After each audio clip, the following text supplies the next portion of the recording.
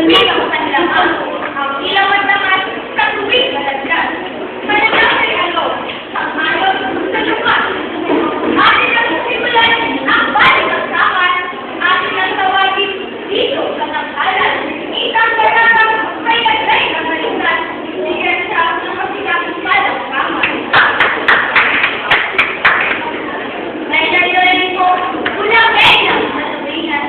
Pagsasabi sa akin, Diyos ay nabalik. Ngunit, tayo muna, ito lang ang tuwinasan. Tingnan na nila sa sulat ng Papa. Huwag nang mabahala ang hukong palaman. Ako'y narito at lamandang lumabas. Hindi magagawa, ika'y atrasan. Magyang kahuli dapat sa aking pagpuan. Diyan rin ang tangalyo po ang nasa inyong harapan. Sa kipon-sisi, kapag mong paglaban, kaya salikan ang ating ng pagmulan, itong langit, kakilang sa sila ng pagpuan. Matapos, makilala at mapakinggan. Ang mga mabatang sobrang nananabig, ipagtanggol ang kanilang palipiran. Paglangin namin, atin lang sumulan. Mga guro, estudyante, mga mananakol, ihanda na ninyo ang inyong mga kamay.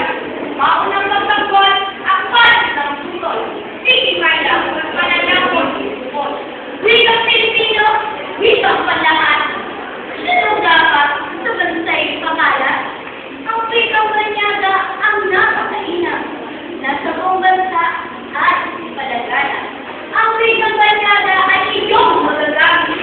Kahit tamang palit ng mundo ay malpas. Minsan, pamahalaan ito ang gamit upang mga balita at ipalapit. Ang wikang dayuhan ang naging kulay. Sa karating bansay, ngunit pag-unayan. Kung wala ako, paano komunikasyon? Nagsang bansa ay upang manasyon. Matuwiran ng kalaban ko'y malungkot, kagaya ng kanyang puti ang puro-ulubot. Wikang banyaga raw, may dapat matutuwan ng isang bansa at buong sambayanan. Kung wikang sarili ang gagawin ng mga Pilipino, halarin natin.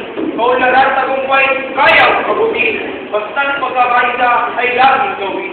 Kung wala sa wikang dayuhan, kung ikay mag-abroad, ano ang iyong laban? Wikang dayuhan, dapat mong malaman upang ikay makalaya sa kahirapan.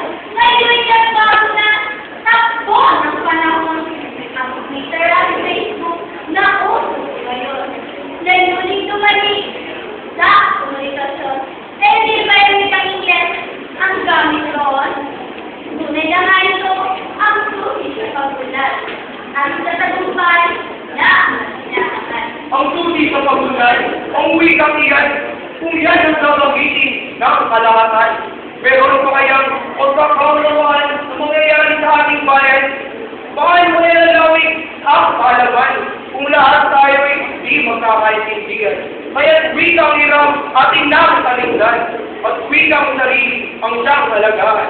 Ang wikang hirap na iyong nilalait ang siyang ginagamit upang mapalawin ating kaalaman tungo sa kaunlaran. Nang sa gayon, magtagumpay ating bayan. Kung wikang ibang bansa ang ating gagawin, wikang sarili, makakalimutan sa bitin. Ang iyong panig ngayon ay nalalaro, ipagtanggol